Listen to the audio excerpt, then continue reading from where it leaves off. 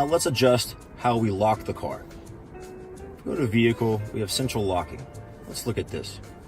So when you unlock the car via the remote, you can choose to have all doors or just a driver door unlocked. Right now we have it set at all doors, but you know what? Sometimes it's safer just to have a driver door.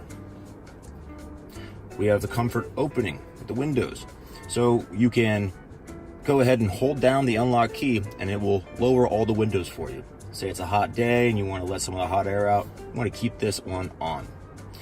Folding mirrors. When you lock the car, you can have the mirrors folded for you. If you don't like that feature, you don't have to click on it. This confirmation tone here means that this will give you a feedback when you do lock the car. Deactivate keyless entry. You can push this, but I don't know why people would. If the key is in your pocket, you're going to want to go ahead and walk right up to your car and open it. You can also deactivate alarm sensors, which I don't suggest either. They're there for a reason. If someone's trying to get into your car, rock your car.